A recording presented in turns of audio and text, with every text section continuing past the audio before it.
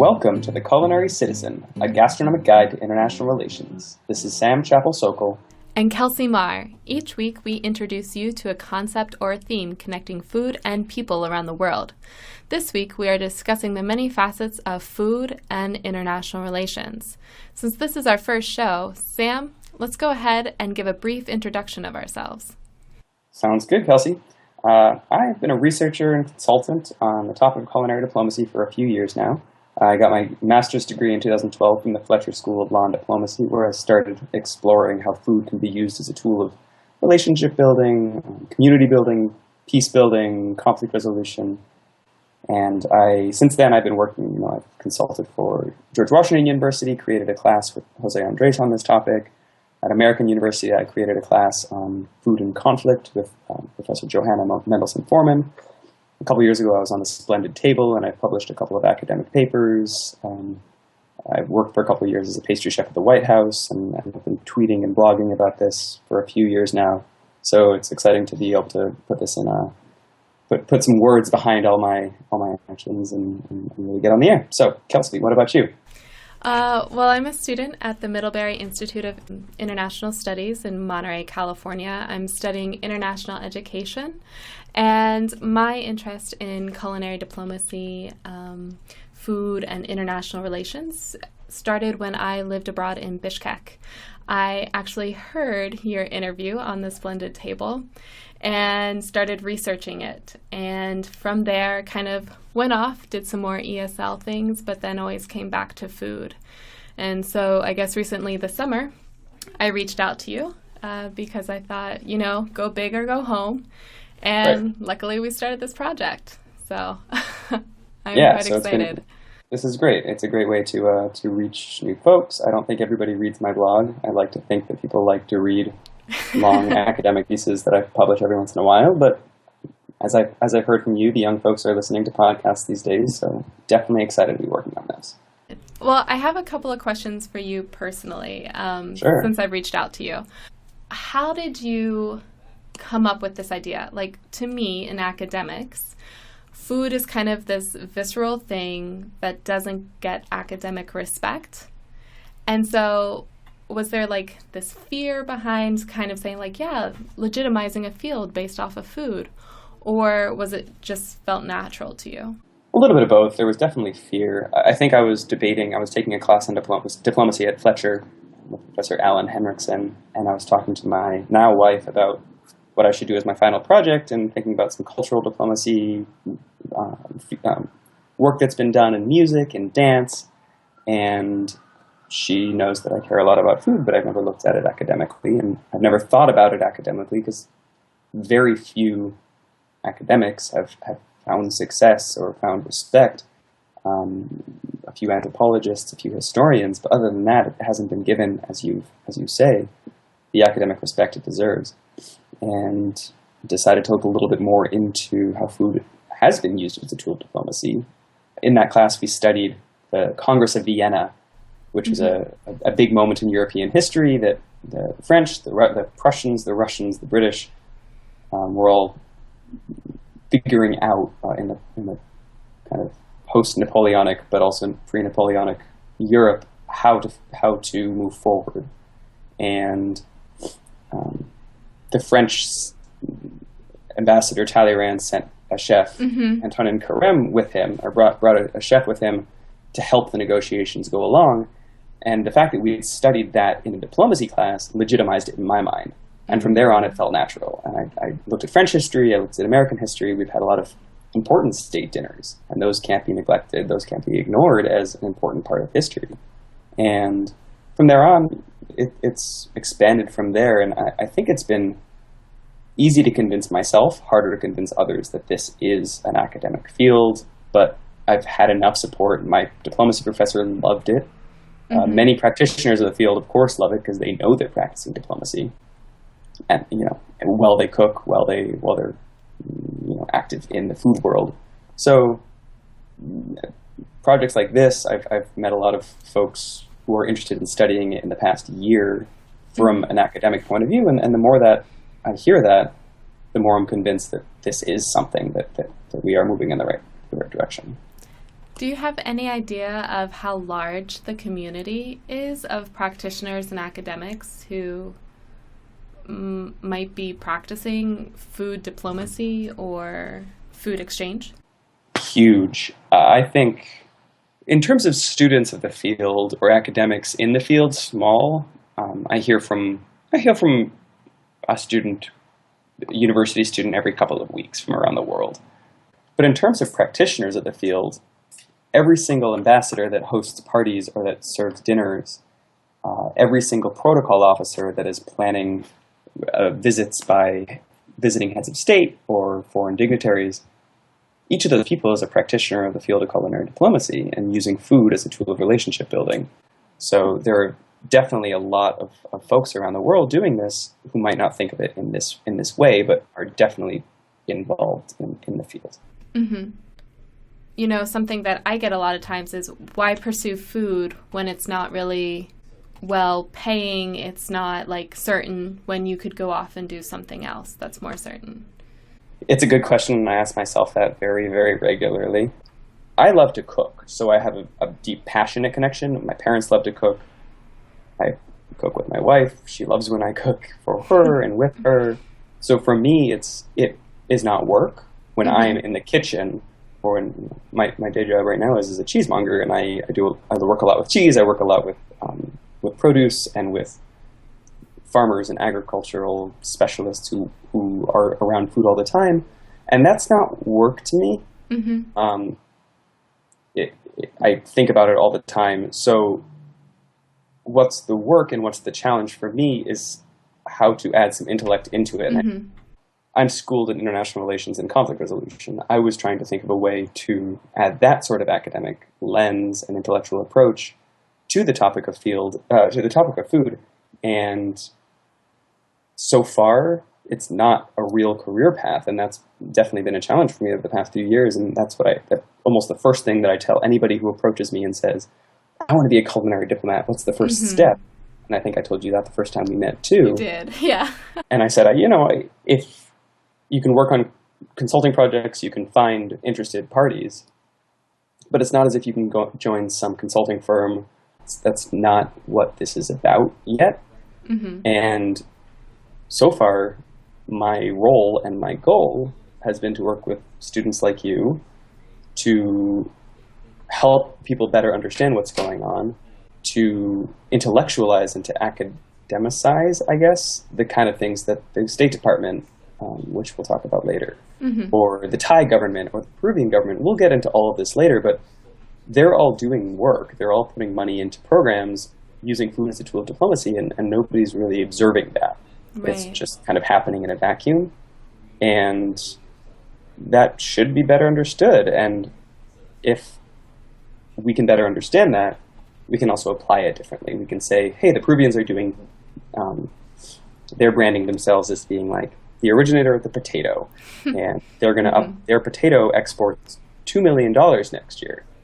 If we then look at Argentina and how Argentina is having some tough economic times, maybe they need to put some branding into their beef. Mm-hmm. That is one real world benefit to studying and analyzing this. It's not just an academic pursuit. We can talk about many more practical applications to this as the weeks go on and as the hour goes on, but there's definitely a reason more than just, hey, let's think about this, to pursuing all of this stuff. Yeah, I completely agree. Cool. Well, let's go ahead and talk about how would you classify state dinners under food exchange? So a state dinner they happen worldwide. I have the most experience and knowledge about American state dinners, and a state dinner is between a host and a visiting head of state. Mm-hmm. So when the United States hosts a state dinner, it's actually the State Department who's hosting and paying for it. Mm-hmm. Hosted at the White House, the Secretary of State as well as the President and the First Lady are the hosts of the affair. The first one was something like 1878 when President U.S. Grant, must have been earlier than that, 68, U.S. Grant hosted the Hawaiian king. who was a foreign head of state at the Mm-hmm. time. That was the first state dinner welcomed as a visiting head of state, and since then there have been hundreds. Presidents choose to honor foreign heads of state with a state dinner. Not every single head of state is invited for a state dinner if they're not in a good relationship. Interesting.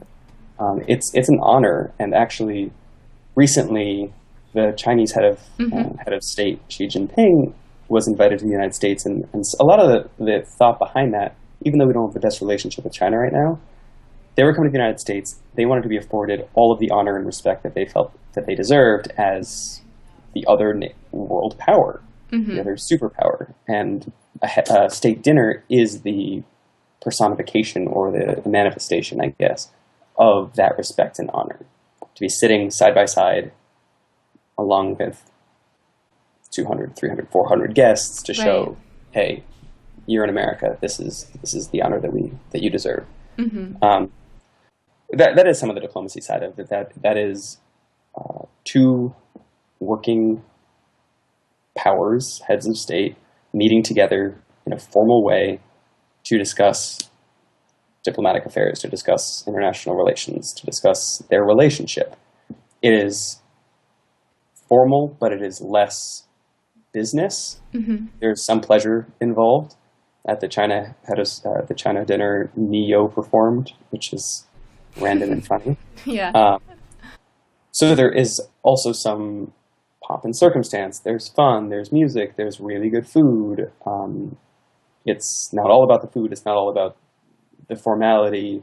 It's the sum of the parts being more than each part individually, and that's what a state dinner is. So diplomacy gets done there over food. And unlike a working lunch, or unlike any other random meal that ambassadors have together or heads of state have together, there is that sense of ceremony. So that kind of brings us, that is, sometimes I refer to that as track one, culinary diplomacy. Track one just refers to official meetings between governments. That also happens with ambassadors or with, when ministers of foreign affairs get together. That's also track one diplomacy. So it's like the most structured and formal version. Exactly. Right. And the culinary diplomacy can occur at those meetings too, whether it's a working lunch, whether it's a working breakfast, whether it's a meeting of UN ministers who just get together over coffee after meetings and shoot the shit. Like that's formal in a way, and that's culinary diplomacy happening because, and we can talk about what culinary diplomacy is, and we should talk about that, but you're meeting over something that is so personal and so visceral, and it's not you and a friend or an opponent or just another ambassador sitting across the table shuffling papers back and forth. It's you partaking in something that's going into your body. Literally, it's going to become part of you, and sharing that experience. It's a very personal moment, and very, you're opening yourself up in that moment. There have been moments when that leads to poisoning, or when there's concerns about that. Like, you're opening yourself up if you go and visit a foreign head of state, or if you're eating somebody else's food, you have to trust that person. And there's a level of implicit trust that goes into meeting over food that doesn't go into meeting over shuffling papers. Yeah. That can't be overstated, that implicit level of, I don't think you're about to kill me. And it's funny and it's extreme, but that's a very ancient way of coming together, is over food, over wine. I don't know if it's apocryphal, but there's a theory that when you clink glasses, you would be splashing a little bit of your drink into their drink, vice versa, to kind of prove or show that neither of you are trying to pull a fast one. So that it's an ancient thing. It's not just going on at the White House. It's like, just picture any old Anglo-Saxon mead hall, drinking glasses of mead while you're like ripping apart your boar. Right. It's been happening forever. So would you include like the Club des Chefs as a part of this track one culinary diplomacy? Interestingly, no. We'll get more into Club des Chefs later. Briefly, the Club des Chefs, when I've written about it before, I've called it the summit of culinary diplomacy. The summit of diplomacy meaning the pinnacle, the heads of whatever field you're looking at are all meeting together. Mm-hmm. But the Club des Chefs is translated as the Club of Chefs of Heads of State. Chef in French means both chef, as we talk of it, as well as head. Mm-hmm. Chef des Chefs is the chefs of heads of state. So every year since 1977, a group of 15 to 30 chefs of heads of state, the executive chef of the White House, the chef of the Queen of England, the chef of the Prime Minister of China, a couple of chefs, etc., all get together in a different country, experience that country's cuisine and hospitality, and trade notes, share experiences. They get to be treated for a week like their bosses are usually treated as foreign dignitaries. It's not exactly track one because it's not a negotiation. It's not. Mm-hmm. It's not on the track. It's in formal diplomacy terms because it's not a negotiation. It's not Right. formal head of state or national relationship building. They're more private citizens in that capacity. Mm-hmm. But it is a huge moment in culinary diplomacy because they are the folks who are responsible for the well-being, the health, the fitness, everything of their head of state. And they're getting together and trading secrets about what their bosses like to eat or don't like to eat. Mm-hmm. Or it's a jovial group, it's a fun group, but I wouldn't consider it a negotiating group or an official diplomatic convention. Okay. Would you consider it culinary cultural diplomacy? Or is it just like private citizens? No. It's definitely in the culinary diplomacy field, and definitely it's cultural diplomacy because one thing I've worked with this group before, and I've learned a lot from them, and they all talk about their own attitudes towards hosting foreign dignitaries. Mm-hmm. At the White House, Chef Christina Comerford has talked about she likes to make, for foreign visitors, she makes American food. She uses American products. She shows off whatever is in season, especially since she has the beautiful kitchen garden to work with at the White House. But she also makes a nod to the visiting dignitary. Mm-hmm. So she'll use an ingredient,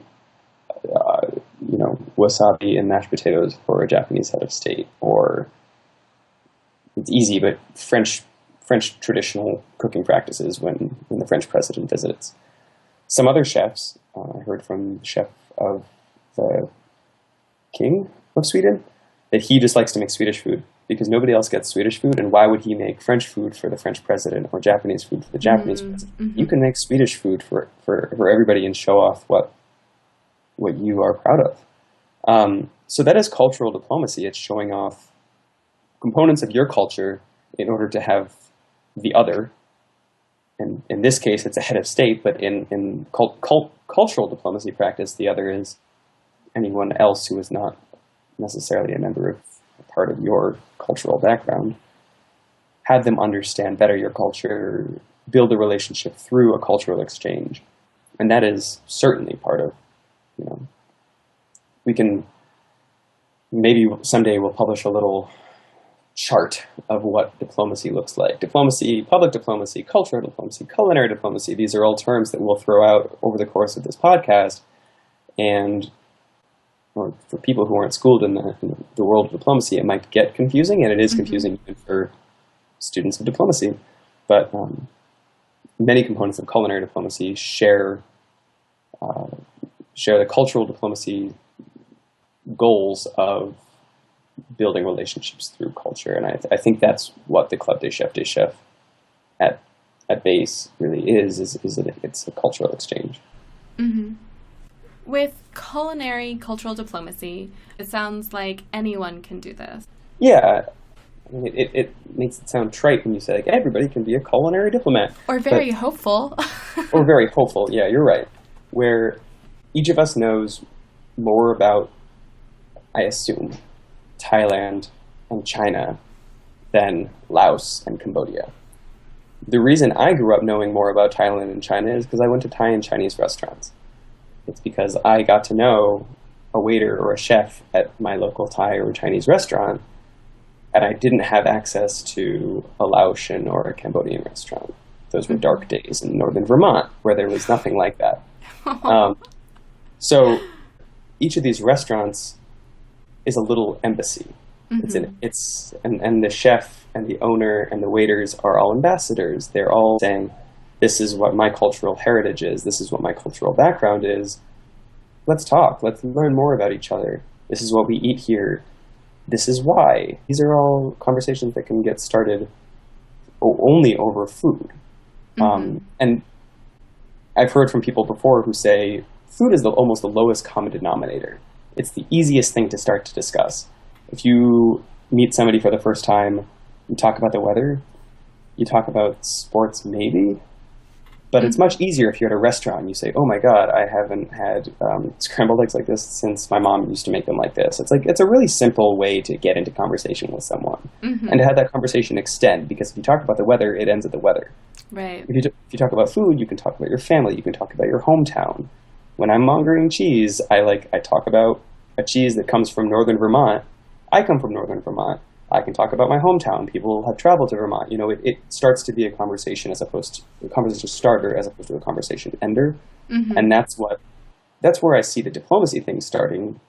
If it's between myself and a Thai server at a restaurant, maybe it's not as important as if it's the president of Thailand or the king of Thailand or the president of the United States trying to work out some trade discussion. But it's still an important relationship that's being built. So I think a lot of the cultural diplomacy stuff is for relationship building as opposed to for education. It's really important that we're all educated about our neighbors and those people who live among us and outside of our borders, inside of our borders. In order to understand our place better in the world, it's about perspective building, and it's about really understanding who we are in relationship with the rest of the world. My attitude is that we'd all be better off if we did understand our place in the world, because we might not think so highly of ourselves if we understood what other people thought of us. And everybody needs a little bit better perspective. That's a subjective feeling, but that's what drove me through all of this. Cultural and culinary diplomacy really helps each of us understand our place in the world better. And I'm curious for you, do you agree? Does that fit into your conception of the world? I think that's subjective, that I think I want to learn more about the rest of the world so that I feel like I can have more perspective, but I'm also an international relations student. So, right. I think we come from the same kind of worldview lens where it's very fascinating for us to take on or learn about different perspectives. I think food is a great vehicle for that. But also when you are interacting with people who have different food values and practices than you. I think as an IR person, you have to have great awareness of yourself and good communication skills, because the person you're interacting with may not know or assume, may not know that people have different food values or practices, and may assume that you have the same. And when there's that assumption in the kitchen, it can create conflict. And I think that's something that can even happen within your own city, because there's diversity among households. But on a much grander scale, when you're interacting with someone from a different culture or country, you can learn a lot. Right, and not just about food. You can learn about history, you can learn about economic practices, you can learn about gender relationships, you can learn all about the world through this very basic, simple vehicle of food. Yeah, I thought it was really interesting when I lived in Georgia. I lived in a village, and I often cooked with my family there. And from an American's point of view, leaving raw chicken on the table was a no-no. We're going to die. But we didn't die. We didn't get sick. So there you're just experiencing a different perception in health practices. why do Right. I believe that my chicken needs to be refrigerated when it's not really a health hazard because I didn't get sick or die this couple of times that happened. Right. So And then you get great self-awareness from that practice. right.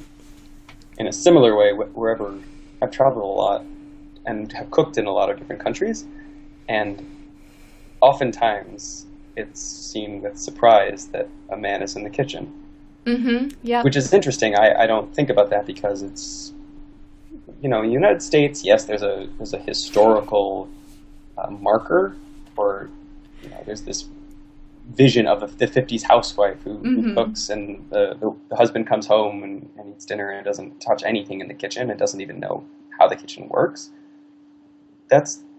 I don't see that as happening anymore, and maybe it does in a lot of the country. I know a lot of guys who cook. I know a lot of girls who cook. It's not it's not as gendered as it used to be.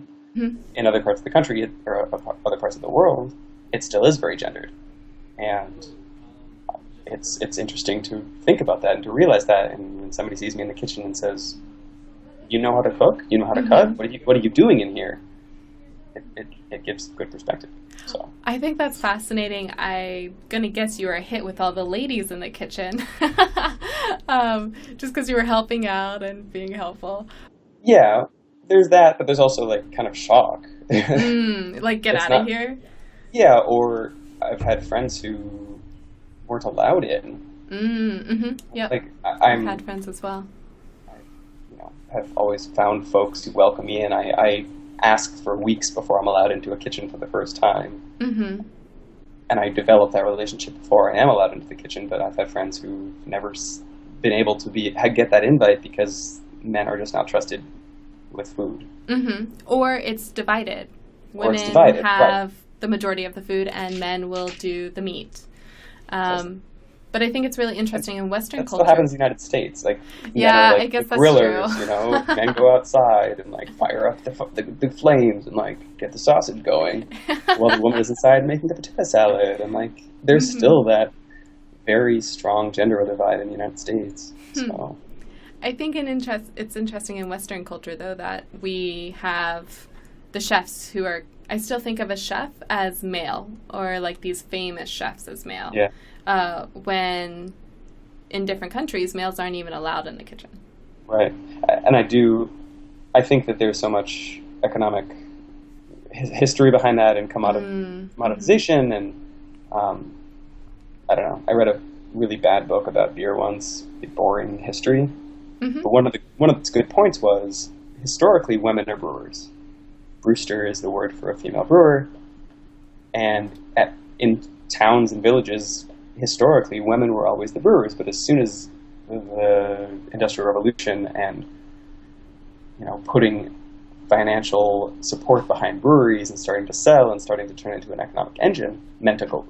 And when you look at food as economics, opening restaurants, becoming celebrity chefs, going on TV, turning it into business, that's when men step up and decide to get into it.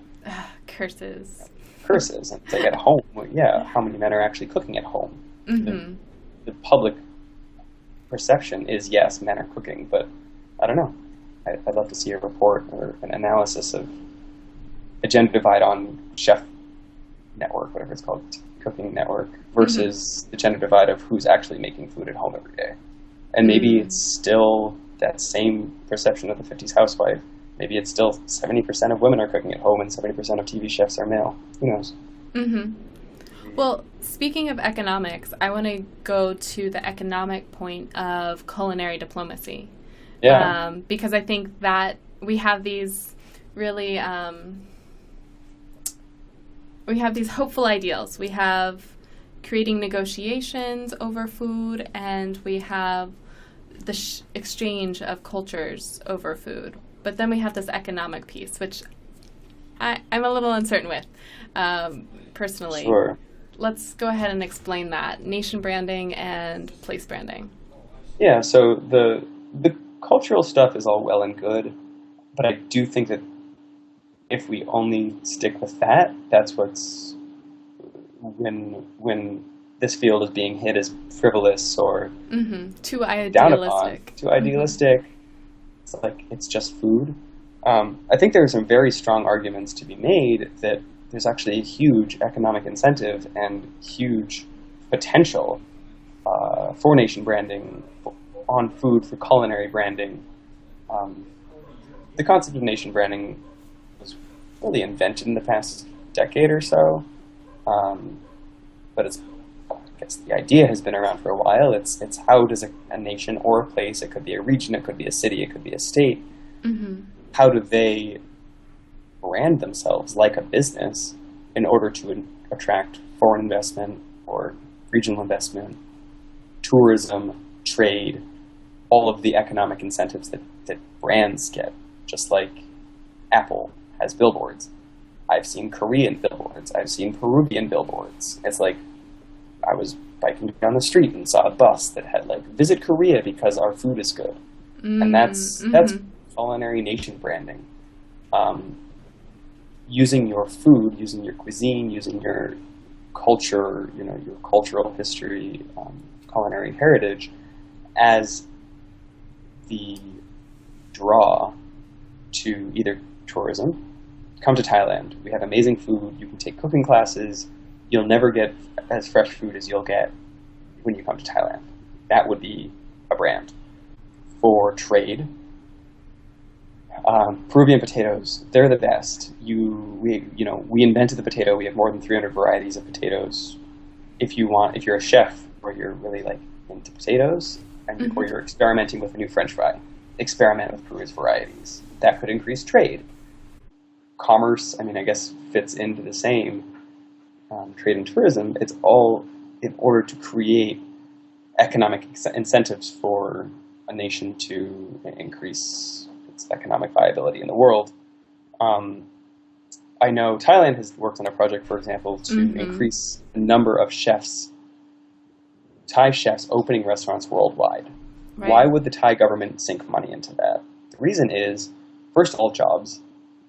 Thai chefs, Thai servers, anywhere there's a Thai population, their people can get jobs. The Thai government is, in effect, subsidizing Thai expatriates, migrants, to get jobs in foreign cities. Mm-hmm. Also, if those Thai restaurants are using authentic Thai ingredients, they're buying Thai Right. rice. Mm-hmm. They're importing galangal because you can't get good galangal in California or whatever. That increases the pocketbooks of Thai farmers, building the economy in Thailand, building trade budgets, building all of that part of the economy.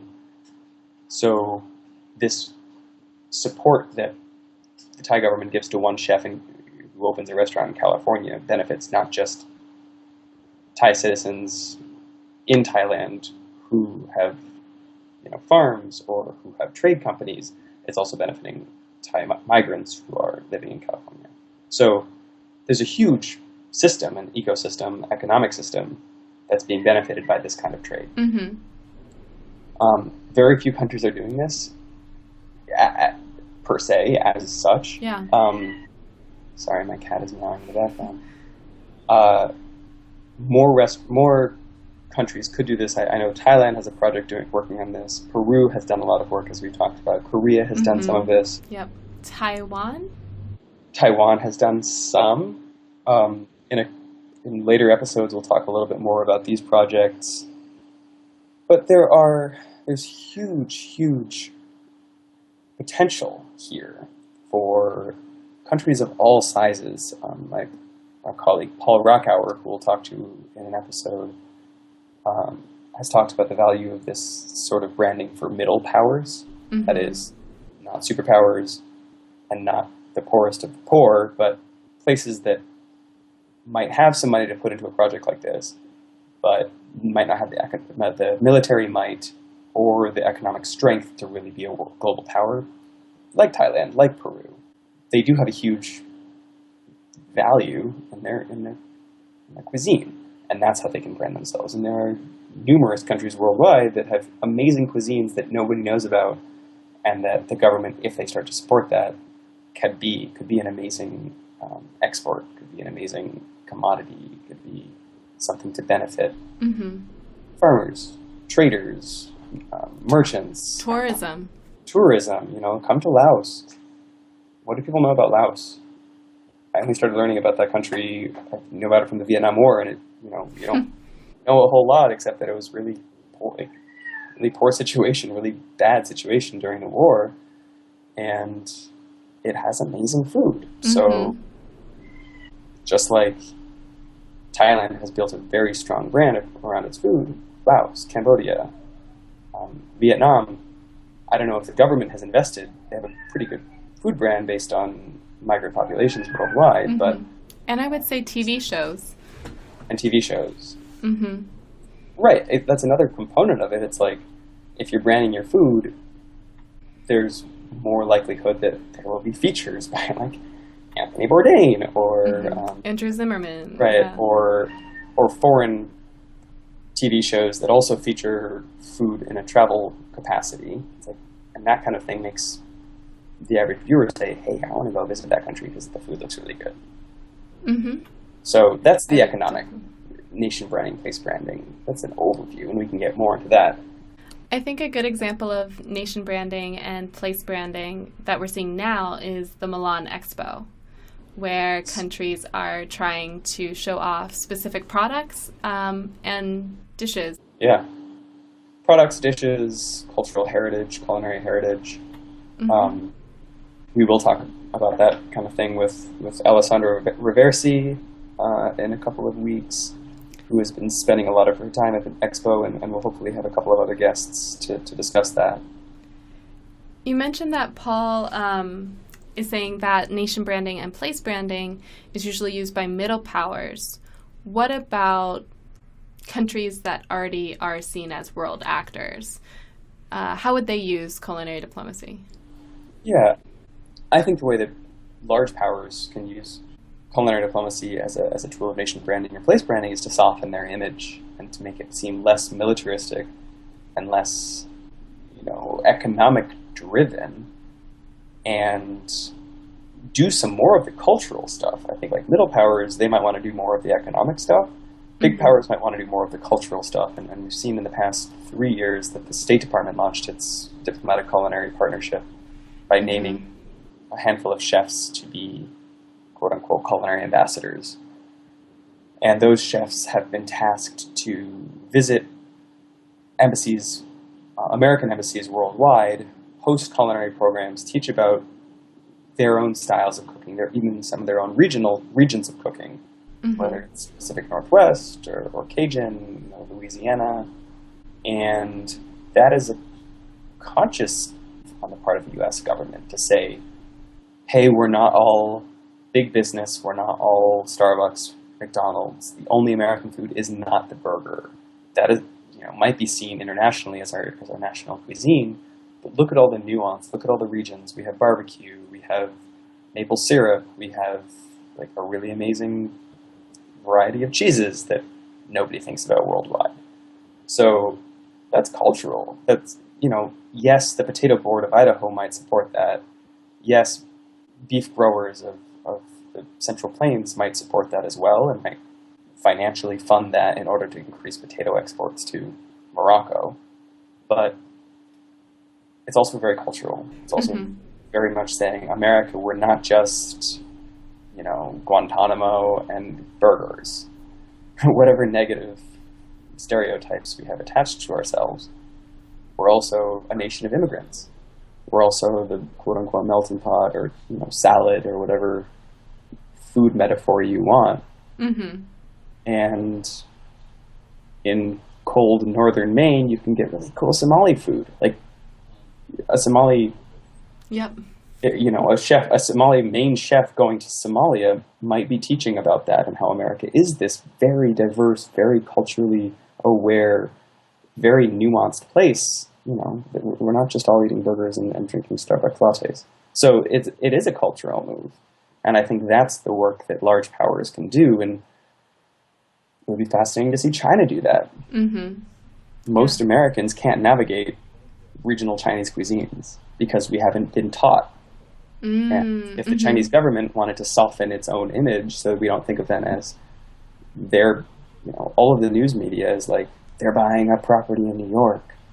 The Chinese are taking over, they're devaluing their currency, which hurts the whole market. That's the stories we're getting. It's not, hey, Sichuan cuisine's pretty cool, Manchurian cuisine's pretty cool, Uyghur cuisine's pretty cool. Like, let's learn about the nuance of different regions of China and understand that this is not just a monolith.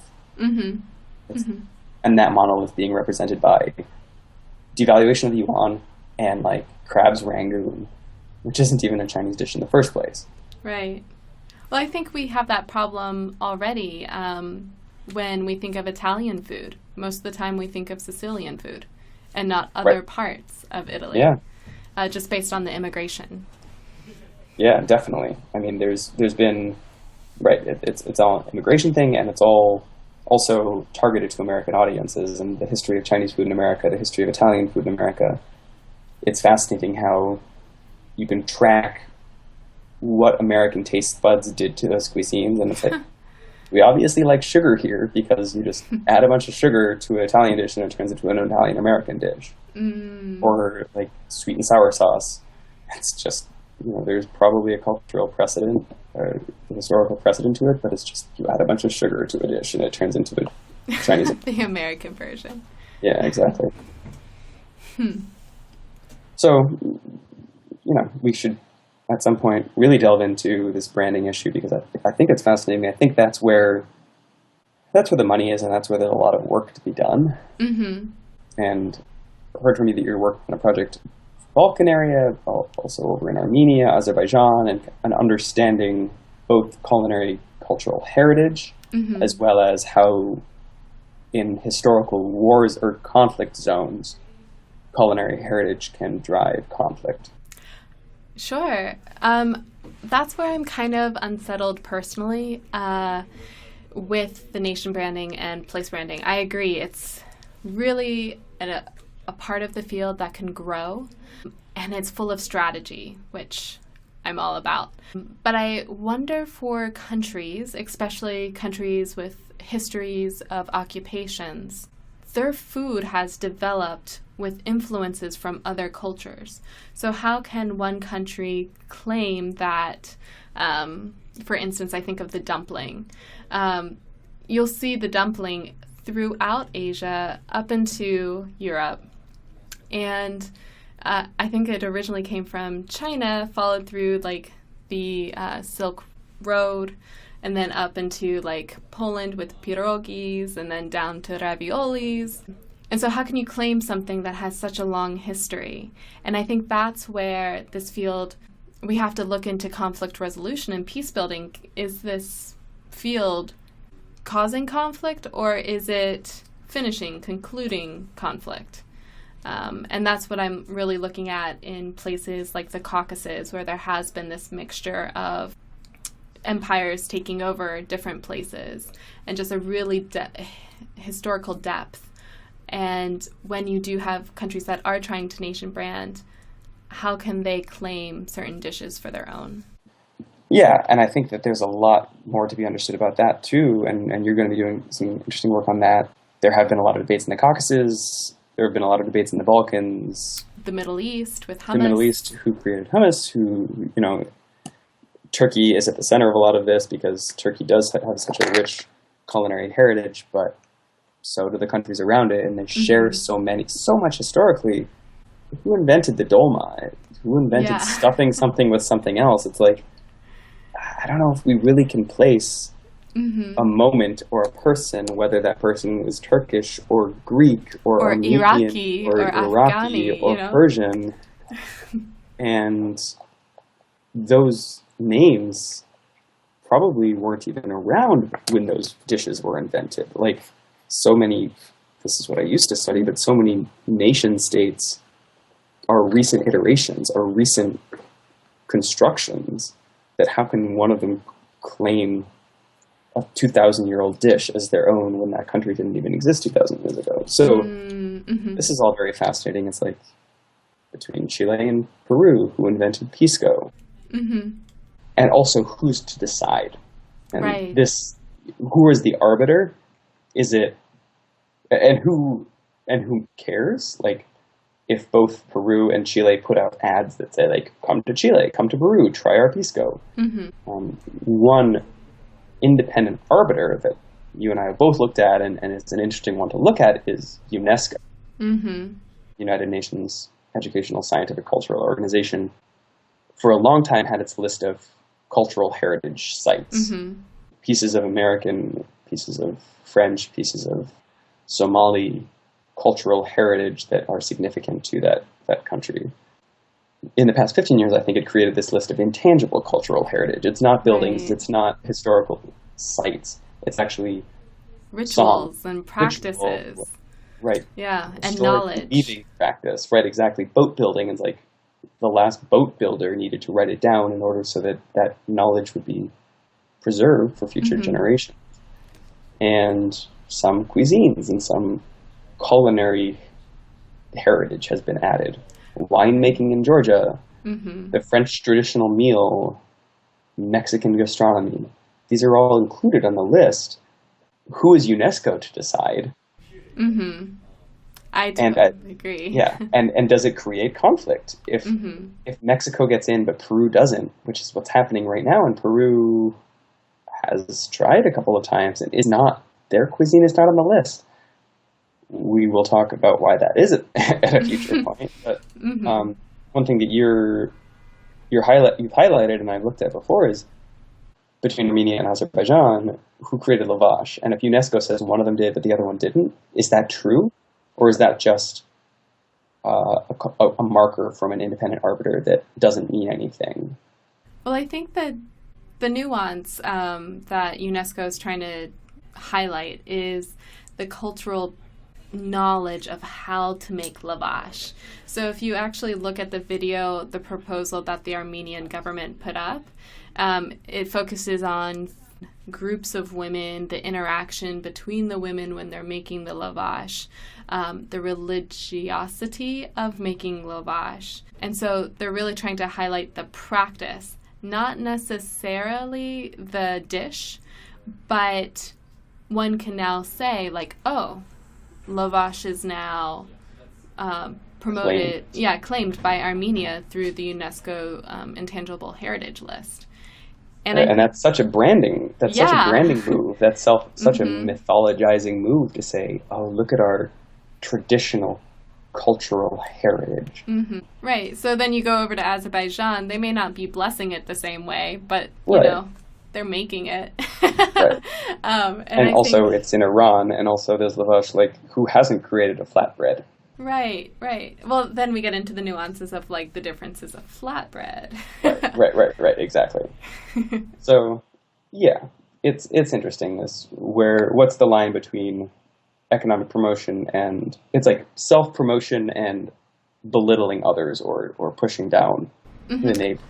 I think it also depends on, is there backing from your government? Like Turkey, for example, made a Turkish coffee truck that they had in DC and I believe in New York.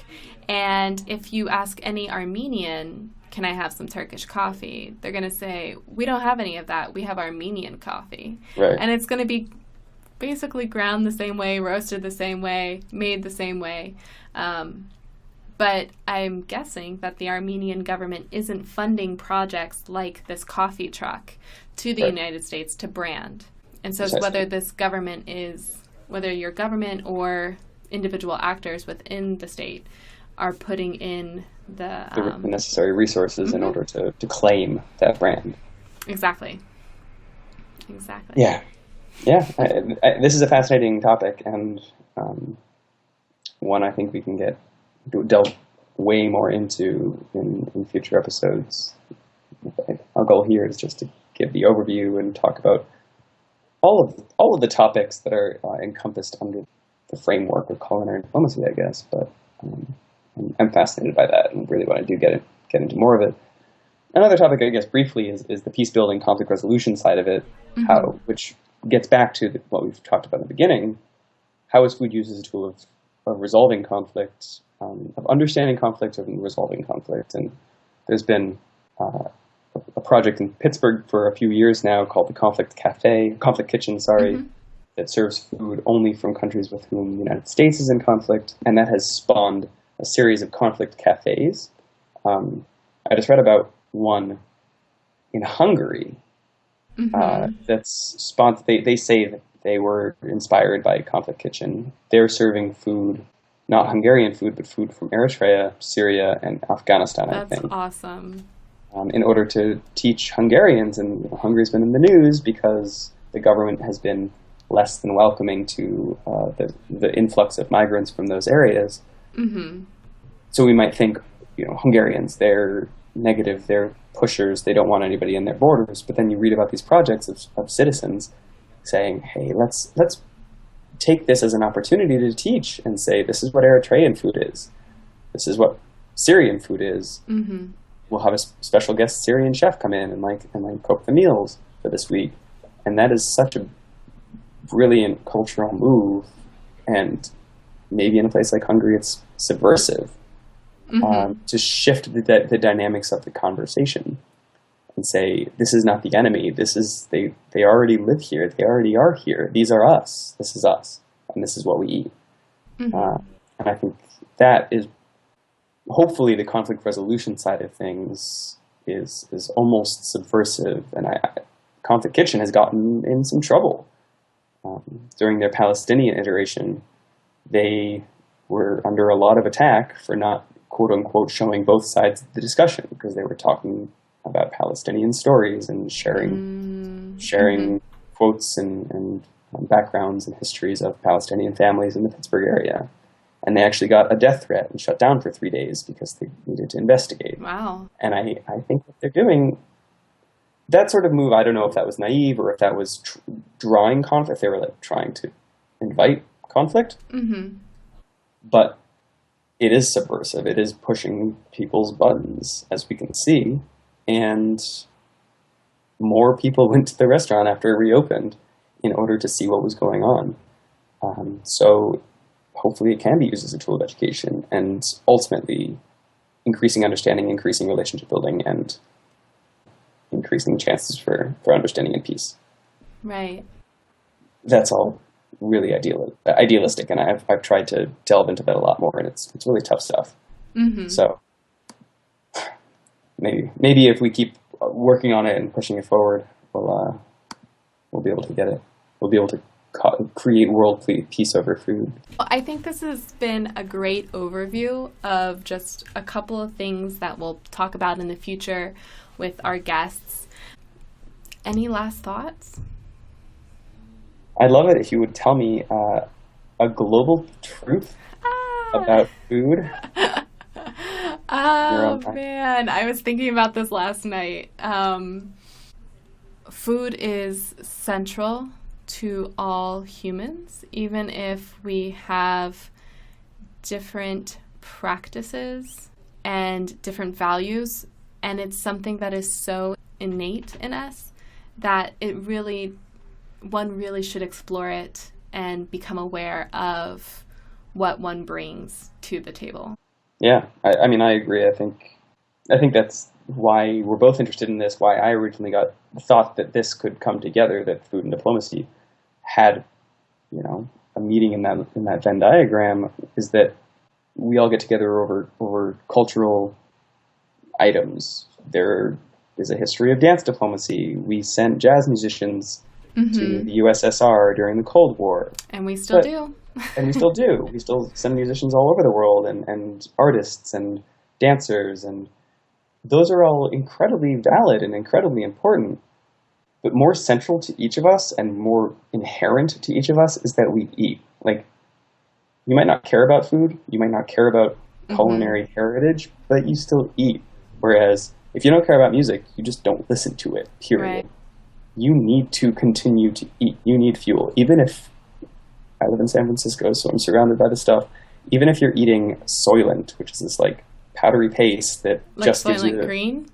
Like Soylent Green, it's the ironic takeoff made by engineers. It's this pablum or something of only the essential nutrients. Mm-hmm. It's still food. Is it made from humans? I think it might be. Oh God! Don't tell the engineers. But I do think that food is so viscerally important to every single person, all 9 billion of us, or however many people live on this planet by now, that we all have something to share about it. Mm-hmm. We all ate our mother's food. We all ate our father's food. We all have stories from grandma. We all have stories from grandpa or our neighbors. And those are stories that bring out maybe the worst in us, but usually good times. Mm-hmm. And it's something we can always all talk about. So I think that's my universal truth, that food is really the great connector in the world. I like that. Well, join us next time. We'll be talking to Paul Rockauer, another founder of the field, to get more in depth about what is culinary diplomacy and what is gastro diplomacy.